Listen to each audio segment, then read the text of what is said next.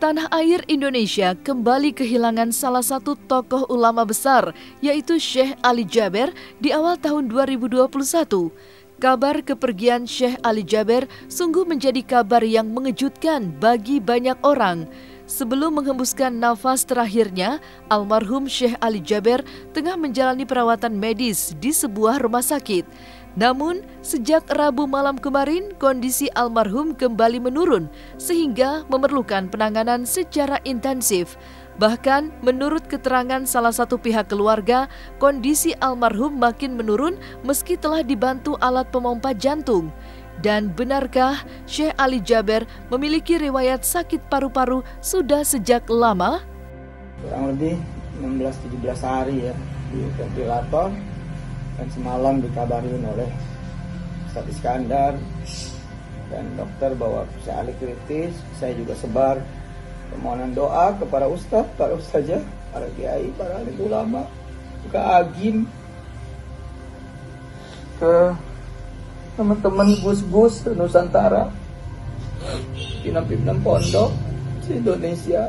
Mungkin ini Syekh Ali kritis, tolong didoain, udah mau dipasang alat jantung dan lain sebagainya. Ya, nah yang semalam itu saya nggak dengar pihak keluarganya juga dikabarinnya tuh pagi tadi, bahkan ipar-iparnya juga tadi pagi tuh dikabarin katanya jantungnya berhenti dan sempet pakai alat bantuan pernapasan setengah jam 30 menit itu dipacu alat pacu jantung.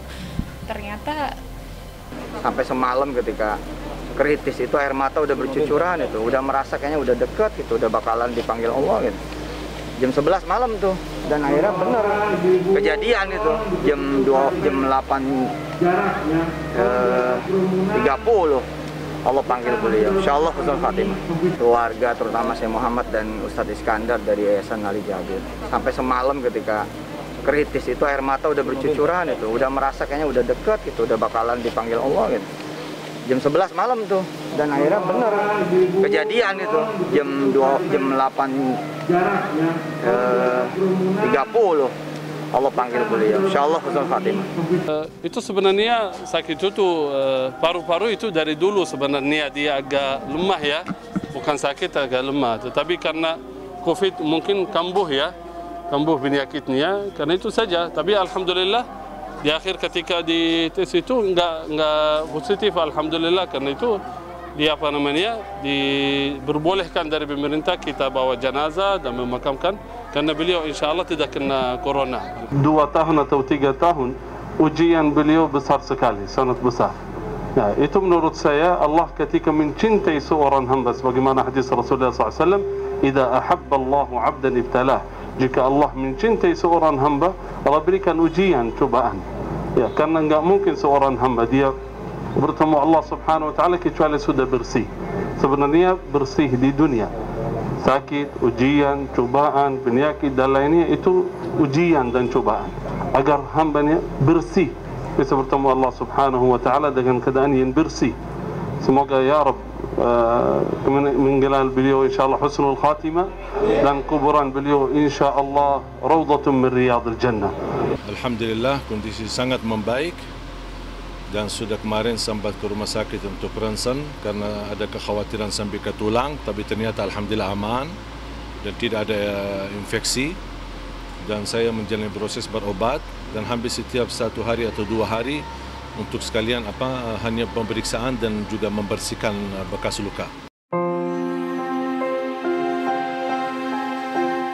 Semasa hidup, Syekh Ali Jaber dikenal sebagai pendakwah yang ceramahnya selalu menenteramkan hati dengan terus menebar pesan-pesan damai ke setiap jemaahnya.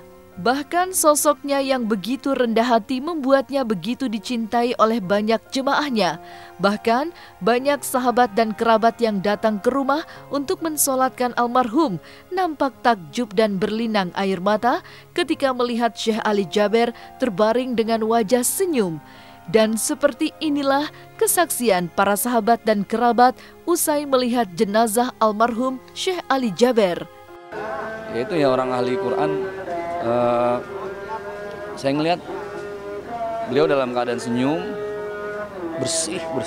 Subhanallah. Terus memang jenggotan gitu ya, jembrosan. Senyum, putih, bersih, udah nggak bisa diungkapin deh. Bercerita wajah itu benar-benar senyum. Beliau itu benar-benar meninggalkan kita yang menangis, beliau yang tersenyum. Suasana di dalam memang penuh rasa duka yang mendalam. Kami yang hadir juga melihat bahwa beliau meninggal atau wafat dalam keadaan yang tenang, dengan raut wajah yang tenang, dengan senyum yang tergambar dari raut wajah beliau, menandakan bahwa kepergian beliau itu kepergian yang memang memberikan kesan yang mendalam bagi kita yang melihat jenazah beliau. Jadi di dalam tadi ketenangan dan rasa duka yang mendalam bercampur menjadi satu. Masya Allah, ucapannya luar biasa semuanya, semua mengucapkan turut berduka cita. Turut berduka cita. Wafatnya seorang alim, seorang ulama. Berarti padamnya satu cahaya. Dan wafatnya satu kaum itu masih tidak seberapa dibandingkan wafatnya seorang alim. Dan beliau luar biasa, seorang mujahid dakwah yang sangat luar biasa dan tangguh. Beliau itu adalah lahir di Madinah, tapi beliau ingin sekali meninggal di Indonesia.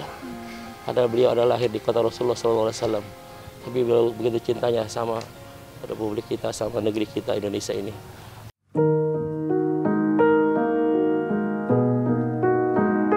Sebelumnya, pada 29 Desember 2020 lalu, Syekh Ali Jaber sempat mengumumkan bahwa dirinya terpapar virus COVID-19. Hal itu diumumkan di sosial media. Saat itu juga, Syekh Ali Jaber menghimbau masyarakat agar tetap menjaga kesehatannya dengan mengikuti protokol kesehatan 3M. Dan setelah menjalani berbagai perawatan serta telah melakukan tes, Syekh Ali Jaber telah dinyatakan negatif. Namun sayang, akibat sakit paru-paru yang telah ia alami begitu lama, membuat kondisinya kian menurun hingga menghembuskan nafas terakhir pada hari Kamis jam 8:30 pagi. Sahabat dan keluarga pun menegaskan bahwa Syekh Ali Jaber meninggal dunia bukan karena COVID-19. Beliau masuk sekitar 19 hari yang lalu, beliau dirawat di Rumah Sakit Yarsi. Saya sudah izin kepada pihak keluarga untuk menyampaikan kondisi klinis beliau dengan segala hormat kepada keluarga. Beliau masuk dengan sudah terkonfirmasi COVID-19 dan kami sudah melakukan swab pada perjalanan penyakit beliau di minggu kedua dan hasil sudah menunjukkan negatif. Sekitar jam 8 pagi ya. Saya memonitor dengan izin Allah dari mulai pertama ya. Sudah izin kamera Ustaz. Terus koordinasi sama keluarga, terutama Syekh Muhammad dan Ustadz Iskandar dari Yayasan Ali Jabir. Sampai semalam ketika kritis itu air mata udah bercucuran itu, udah merasa kayaknya udah deket gitu, udah bakalan dipanggil Allah gitu. Jam 11 malam tuh, dan akhirnya bener kejadian itu jam 8:30 Allah panggil beliau. Insyaallah husnul khatimah. Di saya juga sempat share tentang wafatnya almarhum ini ke grup. Masya Allah, ucapannya luar biasa semuanya, semua mengucapkan turut berduka cita. Turut berduka cita. Wafatnya seorang alim, seorang ulama. Berarti padamnya satu cahaya. Dan wafatnya satu kaum itu masih tidak seberapa dibandingkan wafatnya seorang alim. Luar biasa. Ini yang menyebabkan kita sedih dan kami berharap semoga akan ada pengganti beliau. Akan tumbuh lagi Syekh Ali Sahli yang lainnya. Nama pribadi dan juga seluruh umat Islam di Indonesia sangat berbelasungkawa dan turut berduka cita sekali lagi yang sedalam-dalamnya atas wafatnya seorang ulama, seorang alim, seorang mujahid dakwah, yaitu Syekh Ali Jabir.